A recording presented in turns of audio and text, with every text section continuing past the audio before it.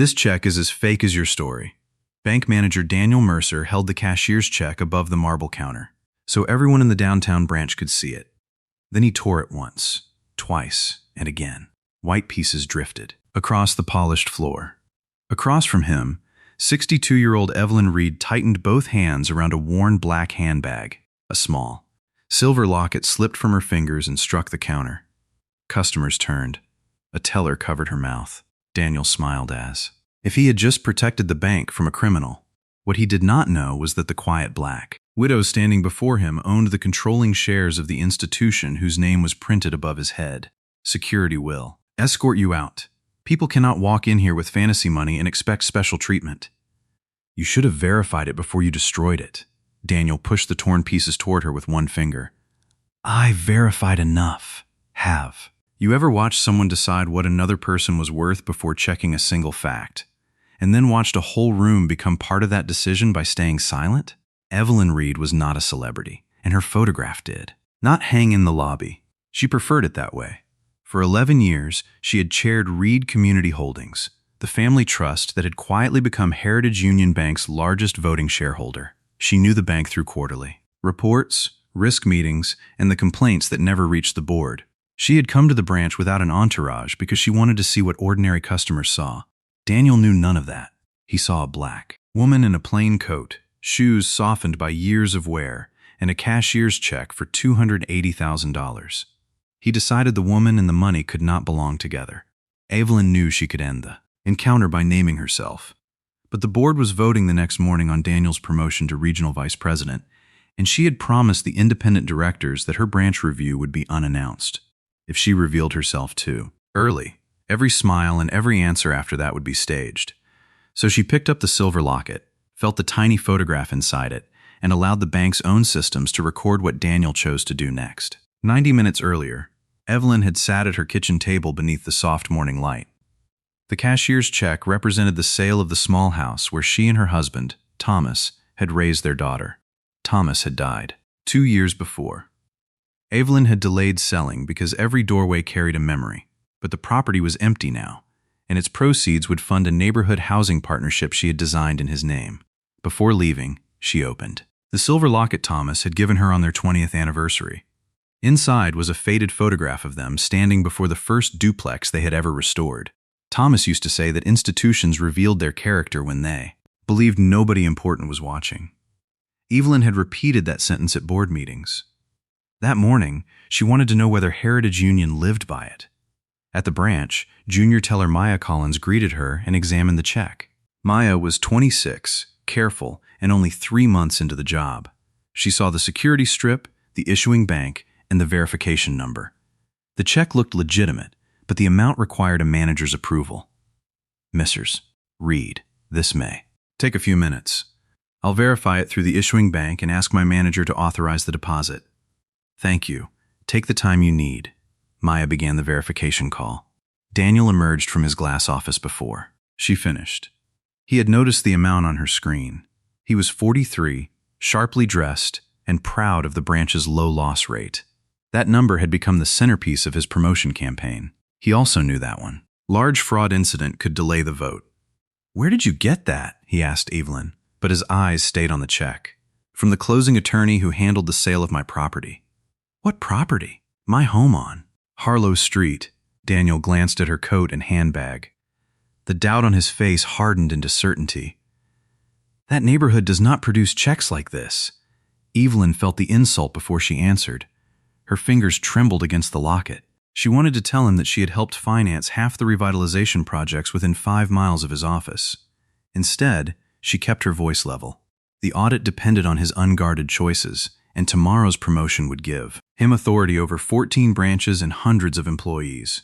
The check has a verification number.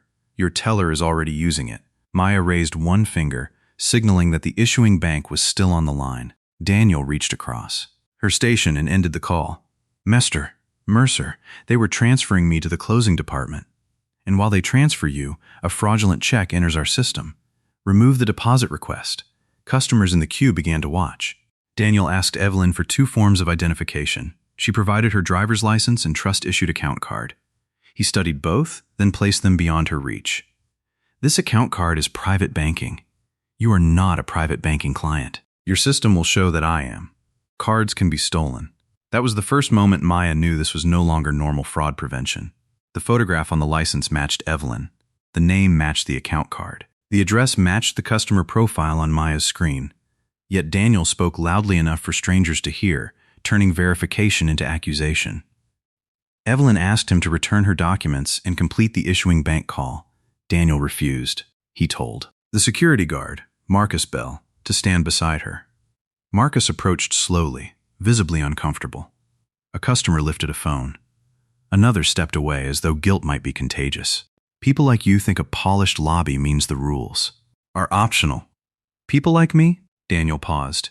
He knew better than to answer directly. People who arrive with paperwork they cannot explain. Evelyn had explained it. Maya had begun verifying it. The system displayed a matching profile. Daniel ignored all three because none fit the conclusion he had chosen. Daniel ordered Maya to flag Evelyn's account for suspected fraud. Maya hesitated. A fraud flag would freeze online access and could delay the housing partnership's closing scheduled for that afternoon. Evelyn explained the deadline and asked Daniel to call the bank's private client desk. Several families are signing documents at 3 o'clock. A careless hold could cost them their homes. Now there are families depending on you. The story keeps growing. Daniel entered a reason code on Maya's terminal. Maya noticed he selected Customer Attempted Identity Deception, even though no conflicting identity had appeared. She also noticed something else, a gold chair-level service marker, beside Evelyn's profile. Junior tellers were not trained on governance accounts, but Maya knew the marker required escalation to compliance, not a branch-level fraud hold. Her profile has an executive service marker. We're supposed to call the number. In the note, you are supposed to follow your manager, the procedure says. Do you want to keep working here? Maya went silent. Daniel printed the fraud notice and slid it toward Evelyn. He demanded she sign an acknowledgement stating the bank had identified inconsistencies in her documents. Evelyn read it carefully. This says I admitted the check may be fraudulent. I said no such thing. Then refusing to sign becomes part of the report. Evelyn's anger rose so sharply that she needed the counter to steady herself. The locket pressed into her palm. Thomas had spent his career teaching tenants to read every line before signing. She would not attach her name to Daniel's lie. I will not sign a false statement. Daniel announced to the lobby that the transaction was denied. For a breath, it appeared the humiliation might end there. Evelyn gathered her handbag and asked for her identification back. Daniel returned the license but kept the private banking card as suspected evidence. Then he told Marcus to lock the front doors and called police dispatch to report attempted bank fraud. Evelyn looked through the glass entrance at the patrol car turning onto the block. Daniel believed the call would frighten her into leaving the check behind. He did not understand that every manual override, every reason code, and every account note was preserved in Heritage Union's audit trail. Nor did he know that the lobby cameras recorded sound. Evelyn could still identify herself. But Daniel had already threatened Maya, falsified the reason code, retained a valid card, and escalated a verified customer into a police encounter. If she stopped him now, the board might call it one manager's momentary panic. If the process continued, the record would show whether the institution protected customers or protected authority. Maya, please do not delete anything from that screen. Do not instruct my employee. Maya glanced at Evelyn and then at the terminal. Quietly, she photographed the verification log with the branch evidence tablet, an approved device that time-stamped internal records. Daniel saw the movement. Close that session. The issuing bank called back. The check is valid. The callback confirmation appeared in green. It listed the closing firm, the exact amount, and Evelyn Reed as payee. This was the proof Daniel claimed to need. Daniel stared at the confirmation. For 1 second, the room seemed to offer him an exit. He could apologize, reverse the hold, and explain his fear to compliance. Instead, he reached across the counter and canceled the verification record from the active screen. A callback does not prove she is Evelyn Reed. Her license and account profile do. You are suspended pending review. Step away from the terminal. Daniel took Maya's badge in front of the lobby and ordered Marcus to escort her to the staff room. The main witness had become his next target, but Maya had preserved the time-stamped log and Marcus had heard every word. 2 officers entered. Daniel met them first, described Evelyn as agitated, and said she had presented false financial instruments. Evelyn stood beside the counter, silent and visibly shaken. One officer asked whether the check had been verified. Daniel said the result was inconclusive. Maya called from behind the staff room door that it had been confirmed. Daniel told the officers she was a disgruntled employee under suspension. The officers asked Evelyn to place her handbag on the floor. When she bent down, the locket slipped open. Thomas's photograph faced upward among the torn pieces of the cashier's check. Her breath caught. For the first time that morning, her composure broke. "Please don't step on that." Marcus picked up the locket and returned it to her. Then Daniel demanded the officers remove her for trespassing. One officer reached for handcuffs. Evelyn's hands shook, but she did not pull away. "Before you do that, call Heritage Union's corporate counsel. Ask for Naomi Price. Tell her the chairwoman is being detained at the Mercer branch." "There it is. Now she is the chairwoman," he laughed, and several people who had been filming lowered their phones in shame. The officer did not apply the cuffs. The request was specific, calm, and easy to test. He called the bank's published corporate number, not any number Evelyn supplied. While he waited, Maya pushed open the staff room door. She carried the evidence tablet. "I have the issuing bank confirmation, the profile match, and the original fraud code entry. They're time-stamped. Give me that device." "No." Her voice trembled, but she crossed the lobby and handed it to the officer. Daniel ordered Marcus to take it. Marcus stayed where he was and told him the bank evidence should remain with the officers. Corporate counsel Naomi Price arrived on the officer's phone. She asked to speak by video.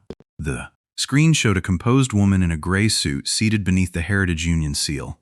She requested Evelyn's full name and date of birth, then asked the officer to turn the camera toward her. "Mrs. Reed, are you safe?" "I am standing. Maya Collins preserved the records. Please protect them."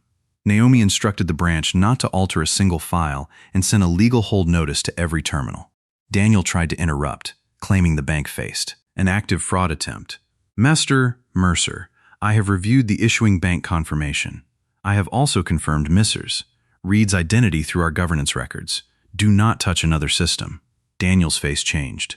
Still, he searched for control. "Even if she is a board member, I followed security procedure. She is not a board member. Evelyn Reed is chair of the trust that holds Heritage Union's controlling voting interest. Your procedure required executive escalation the moment her service marker appeared. The audit shows you overrode it." The lobby became completely still. Customers looked from the bank sign to the woman Daniel had accused of not belonging there. Daniel stared at the torn check on the floor, as if the pieces had rearranged themselves into a verdict. "Mr. Mercer, step away from the terminal. Your administrative access is suspended effective now. Marcus, secure his badge and office until the independent review team arrives." Daniel's promotion vote had depended on his claim that he exercised judgment under pressure. His own audit trail now showed the opposite.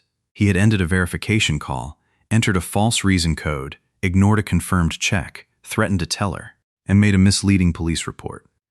The exact systems he used to control the room preserved every choice. "Messrs. Reed, I did not know who you were. You knew I was a customer. That should have been enough." Naomi confirmed that the account freeze was lifted and the cashier's check would be replaced through the issuing bank without delaying the housing closing. The officer documented the correction and declined to detain Evelyn. Marcus unlocked the doors. The first consequence came before Daniel could return to his office.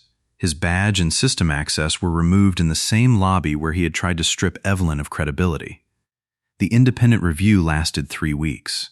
Investigators interviewed employees, examined camera audio, recovered the canceled verification record, and compared Daniel's police statement with the time-stamped audit. Maya's evidence tablet proved the check had been confirmed before Daniel described it as inconclusive. Marcus corroborated the threats and the order to seize the device. The review found that Daniel had violated identity verification policy, anti-discrimination standards, evidence retention rules, and the bank's code of conduct. It also uncovered earlier complaints that had been closed at branch level, without reaching compliance. Daniel was terminated after the required hearing. His regional promotion disappeared with his job, and the bank referred the false report findings to the appropriate authorities for their own review, rather than pretending one dramatic meeting could replace due process. The branch did not escape responsibility by blaming one man. Heritage Union commissioned a review of escalation markers and customer complaints across all locations. Managers lost the ability to close discrimination complaints without independent sign-off. Police referrals involving verified customers now required a second reviewer unless there was an immediate safety threat. Maya's suspension was voided. She received back pay for the hours she missed and formal protection as a reporting employee. She was not praised for recognizing a powerful owner. She was praised for preserving the truth when her manager ordered her to erase it. I was afraid I would lose everything. Courage is not the absence of that. Fear. It is deciding what you will not help someone do. The housing partnership closed on time. Months later, Evelyn returned to the branch for the first community accountability meeting, the single legacy action she chose from the experience.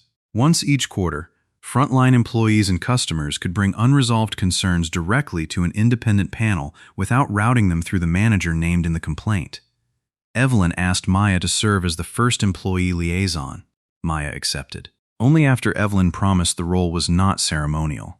The panel's first report led to practical changes: clearer verification scripts, protected evidence retention, and translation support for customers who had previously been treated as suspicious because they struggled to explain complex transactions. After the meeting, Maya found Evelyn alone near the same marble counter. The surface had been repaired where the edge of the torn check had caught in a seam. Evelyn opened her silver locket. Thomas still smiled from the faded photograph.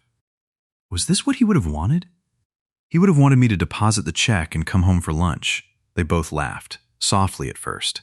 Then Evelyn looked across. The lobby at customers moving through ordinary transactions. People carrying paychecks, rent money, inheritances, and hopes that did not announce their importance. But he also believed a bank should know the difference between caution and contempt. She closed the locket and slipped it safely into her handbag. Daniel had looked at that bag, that coat, and her black skin, and imagined he had seen the whole story. What defeated him was not secret wealth alone. It was a teller who preserved evidence, a guard who refused an improper order, an officer who verified a claim, and a system finally forced to examine its own record. If you had been standing in that lobby, when would you have spoken? The first insult? The torn check? Or the moment the truth appeared on the screen? Tell us in the comments. Share this story with someone who believes dignity should never depend on status, clothing, or the name attached to an account. And subscribe to Still Waters for more stories about the underestimated, the overlooked, and the quietly unbreakable.